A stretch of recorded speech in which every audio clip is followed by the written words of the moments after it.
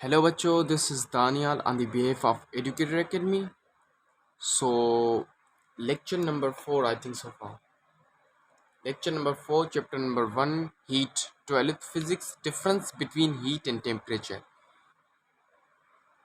Difference हमें मालूम करना है हीट में और टेम्परेचर में। पर इस लेक्चर को शुरू करने से पहले आपको बताता हूँ ये लेक्चर डिलीवर किया गया है जवाहर दानल की तरफ से, जो कि हमारे YouTube channel educator academy upload कर रही है। सो आइए हम पढ़ते हैं कि हीट में और टेम्परेचर में क्या डिफरेंस है।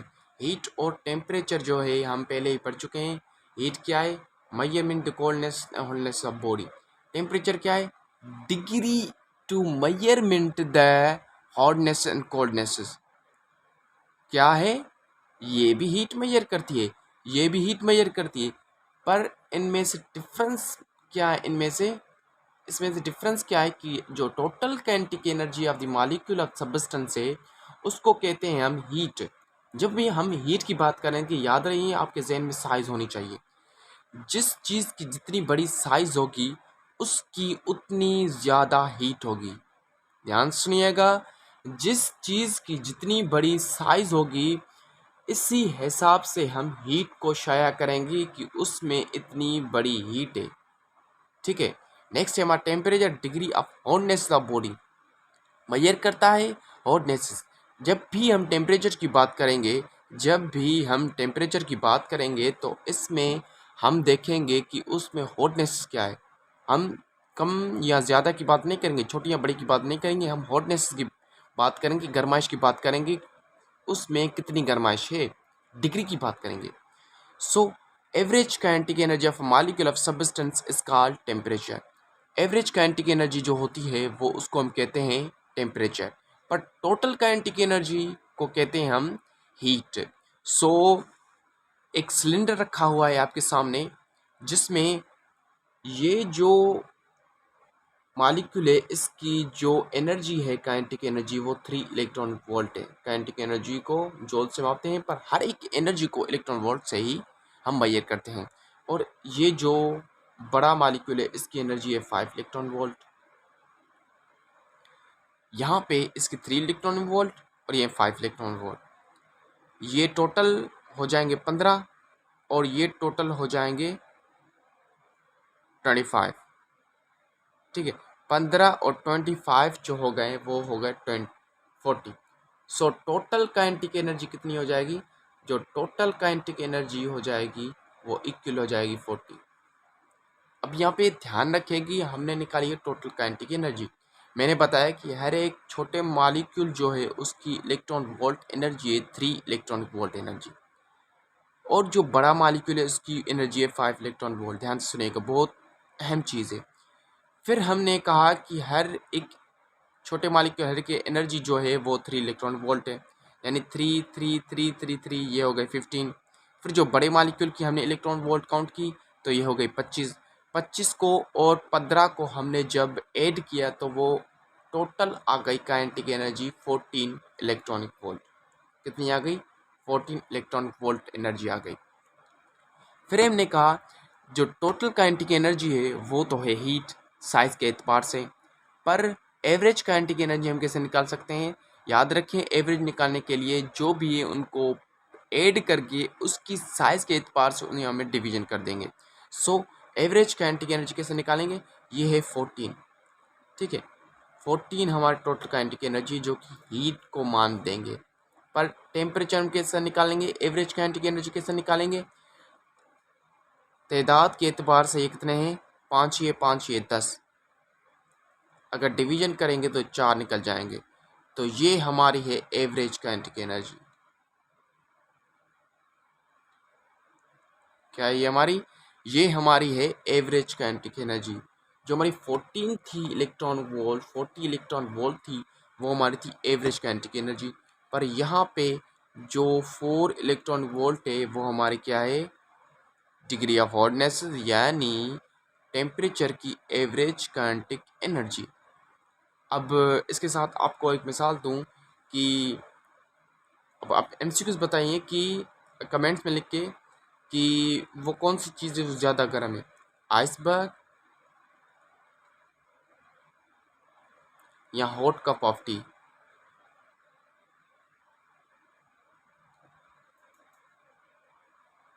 वो कौन सी चीज़ है? एक चीज़ बताइए, जो आइसबर्ग या हॉट कप ऑफ टी, इनमें से कौन सी चीज़ है जो ज़्यादा गर्म है? आइसबर्ग होता है जो बड़े बड़े बर्फानी पहाड़ जो होते हैं ना, उनमें बड़ा, सबसे बड़ा बर्फानी पहाड़ को हम कहते हैं आइसबर्ग। जो बड़ा चाइना इलाकों में या रशिया में जो बड़े बड़े पहाड़ बर्फीले इलाके होते हैं, उनमें आइसबर्ग होता है जो पूरी तरीके से बर्फ़ में जमा होता है, उसको हम कहते हैं आइसबर्ग। और हॉट कप ऑफ टी जो हमारे घर में बनती है।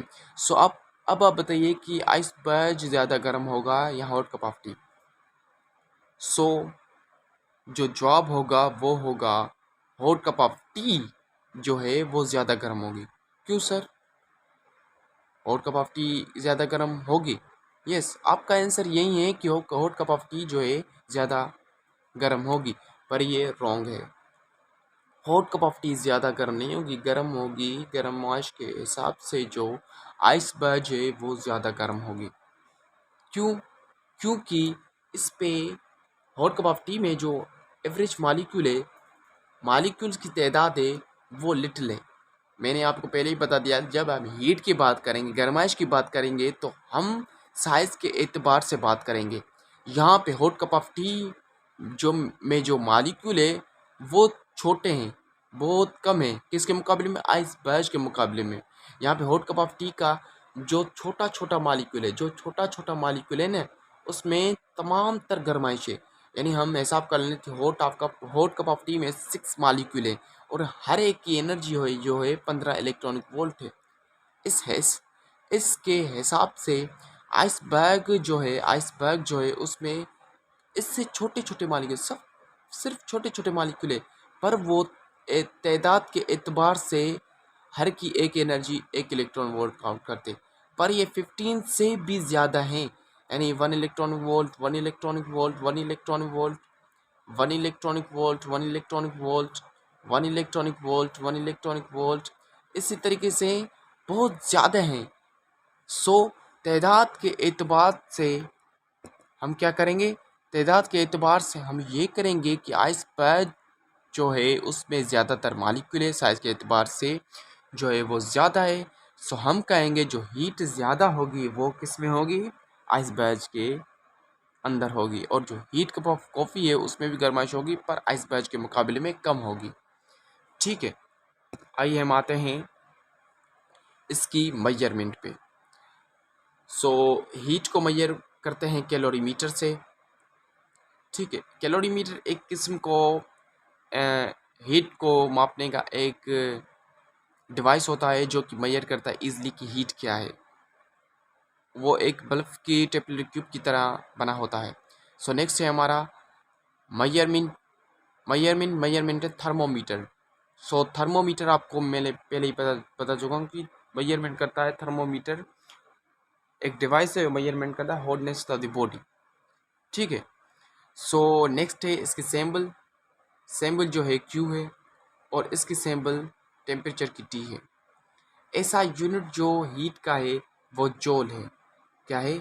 जूल। पहले पहले तरीके से हीट जो है वो एक किस्म की साइज़ के एतबार से काइनेटिक एनर्जी आ गई। ठीक है, नेक्स्ट जो इसका यूनिट निकाल में आए तो तमाम यूनिट इसका निकाल चुके। कौन से? Calories, BTU, kilowatt hours, electron volt. Joule जो है वो इंटरनेशनल सिस्टम है, और इंटरनेशनल सिस्टम याद रखें कि MCQs में आता है। इंटरनेशनल सिस्टम का दरियाफ्त हुआ है 1660 में इंटरनेशनल सिस्टम दरियाफ्त हुआ। इसके बाद जो जूल है वो इंटरनेशनल सिस्टम यूनिट निकाला गया। So 1 joule equal to 1 newton metre. भाई 1 न्यूटन मीटर है ना, 1 joule equal to 1 newton metre. फिर 1 न्यूटन जो है, 1 न्यूटन जो है वो kg मीटर पर सेकेंड स्क्वायर है। यहाँ पे ये है ना, जो न्यूटन है हमारा, पढ़ के आए ना 10वीं फिजिक्स में, पढ़ के आए कि 1 न्यूटन बराबर है kg मीटर पर सेकेंड स्क्वायर के। यहाँ पे न्यूटन की जगह पर हम kg मीटर पर सेकेंड स्क्वायर रखेंगे, फिर मीटर मीटर से मल्टीप्लाई होगा, मीटर स्क्वायर पर सेकेंड स्क्वायर। ठीक है, next 1 joule 1 kg metre square पर सेकेंड स्क्वायर भी होता है। नेक्स्ट ऐसा यूनिट टेम्परेचर का क्या है? ऐसा यूनिट टेम्परेचर का है केल्विन।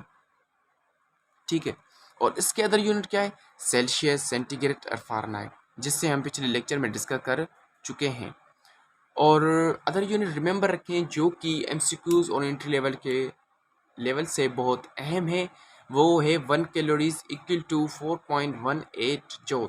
अब ये किस तरीके से निकलता है, आपके सामने ये ग्राफ है, इस तरीके से ये 1 कैलोरीज निकलता है। और 1 BTU क्या है, 1 BTU इक्वल टू 1055 जूल। और 1 किलो वाट आवर, जिसका फुल फॉर्म याद कर लें, 1 किलो वाट आवर पिछले लेक्चर में बता चुका हूँ, 3.6 × 10⁻19 जो है 1 किलो वाट आवर्स का इक्वली फॉर्म है। और 1 इलेक्ट्रॉन वोल्ट है 1.6 × 10⁻19 जूल। 1 इलेक्ट्रॉन वोल्ट याद रखें, जो मैंने एनर्जी बताई थी, अब इसमें 1 इलेक्ट्रॉन वोल्ट है, 2 इलेक्ट्रॉन वोल्ट है, साइज के एतबार से या तादाद के एतबार से जो 1 इलेक्ट्रॉन वोल्ट है, यानी हर एक मालिक्यूल में जो एनर्जी है वो कितनी है, 1.6 × 10⁻19 जूल। ठीक है, हर एक इलेक्ट्रॉन में जो एनर्जी है याद रखें 1.6 × 10⁻19 जूल। सो यहाँ जाके हमारा जो लेक्चर है वो अपने इख्तिताम पे आ गया। अगर आपको हमारा लेक्चर पसंद आया है या इसको लाइक किया है चैनल को, तो काइंडली इस चैनल को सब्सक्राइब करें, ताकि हम सब्सक्राइब करें और आल्सो इसको शेयर भी करें, ताकि हमारी पूरी कोशिश जो गवर्नमेंट कॉलेज के बाद अफोर्डेड लेक्चर यानी ट्यूशन सेंटर नहीं ले पाते हैं, उनके लिए सदका जारिया बन सके। Thank you.